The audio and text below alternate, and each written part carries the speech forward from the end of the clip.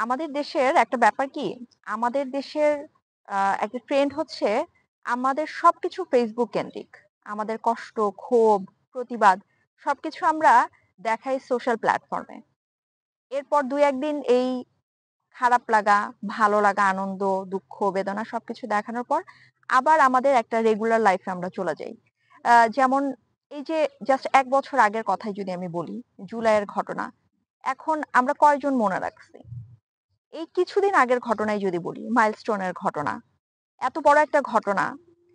আমরা ১ম ২ দিন সবাই খুব শোক পালন করলাম।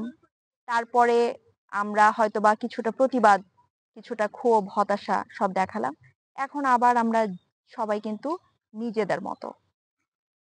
কিছু মানুষ আ এ মানে এরকম ঘটনায় দেখা যায় যে কি হলো? কিছু মানুষ আ বাহিনীকে নিয়ে ট্রল করছে। কিছু মানুষ আ হয়তোবা সরকারের পতন চাইছে। কিছু মানুষ দেশ ছেড়ে চলে যাবে। এরকম আমি অনেক ব্লগ দেখেছি যে তারা আর দেশে থাকতে চায় না। দেশ ছেড়ে চলে যাবে। এই ধরনের সমাধানের পথ আমরা খুঁজছি। কিন্তু আমরা এই যে এত ঘটনা ঘটে যায় আমাদের দেশে, আমাদের সবচেয়ে বড় সমস্যা হচ্ছে আমাদের জনগণ হিসেবে আমরা কোনো কিছুর জবাবদিহিতা চাই না। আমাদের সরকারের কাছে আমাদের জবাবদিহিতার জায়গা তৈরি হয় নাই। আমাদের দেশ পরিচালনা যারা করছেন এত বছর ধরে, গণতান্ত্রিক একটা দেশে কোন সরকার জবাবদিহিতার জন্য প্রস্তুত না। তারা জানেও না যে একটা দুর্ঘটনায়, একটা অঘটনে কিভাবে জনগণের সামনে এই জিনিসটা নিয়ে তারা ডিল করবে। তাদেরকে জবাবদিহিতা তৈরি করতে হবে। তাদেরকে যে এত বড় ঘটনায় যে মন্ত্রী, উপদেষ্টারা তাদেরকে জবাবদিহিতা দিতে না পারলে তাদের পদত্যাগের জায়গা তৈরি হতে পারে। এই ধরনের আ চিন্তাভাবনা কিন্তু আমাদের মধ্যে তৈরি হয় না। এইজন্যই আমরা গণতান্ত্রিক দেশ হিসেবে যে নিজের অধিকার, জনগণের অধিকার সেটা আমরা কখনো তৈরি করতে পারি নাই। আমরা সবসময় খুব সস্তা সমাধানের পথ খুঁজি। হ্যাঁ, দেশ ছেড়ে চলে যাব।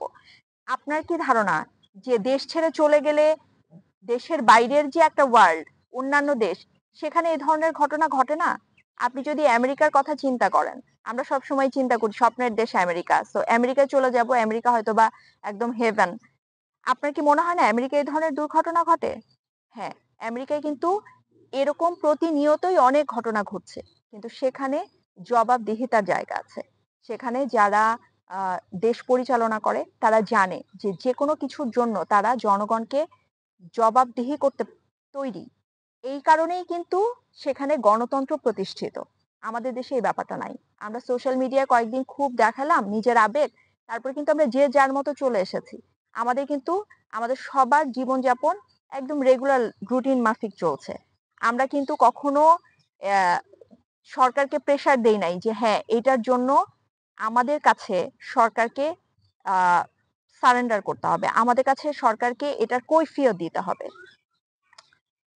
এই ধরনের ব্যাপারগুলো কিন্তু কখনোই তৈরি হয় না। আমরা জনগণ হিসেবে ব্যর্থ যে আমরা এটা তৈরি করতে পারি নাই। আবার একই সাথে আমার কাছে মনে হয় এই ব্যাপারটার জন্য একটা খুব ভালো লিডার আমাদের দরকার।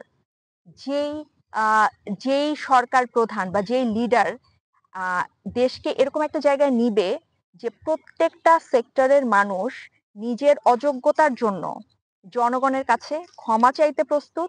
জনগণের কাছে কেন এই ধরনের ব্যর্থতা তৈরি হলো সেটার জবাবদিহিতা দিতে প্রস্তুত।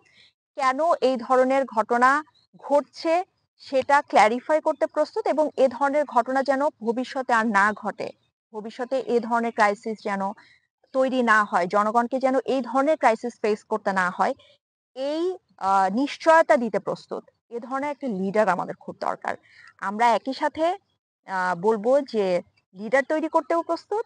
আমরা একই সাথে খুব আ একটা শক্ত জনগোষ্ঠী তৈরি করতেও প্রস্তুত। এইজন্য মনে হয় কি যে বারবার একই ঘটনা ঘটে, একই ঘটনার পুনরাবৃত্তি ঘটে। আমরা সব ঘটনার জন্য একইভাবে দুঃখ পাই, আবার সব ঘটনা ভুলে যাই। আবার সেই একই জিনিসের রিপিটেশন হয়। তো এই ব্যাপারটা থেকে আমাদেরকে বেরিয়ে আসতে হবে।